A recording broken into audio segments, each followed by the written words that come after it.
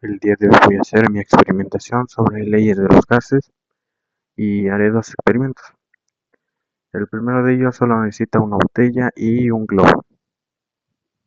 Ponemos el globo en la boca de la botella y con la mano y vemos como se influyó. Esto sucede porque al reducir el volumen, la presión del gas aumenta, provocando que el globo se infle. Para el segundo experimento hicimos un hoyo en la tapa y en la parte de abajo de la botella. Inflamos el globo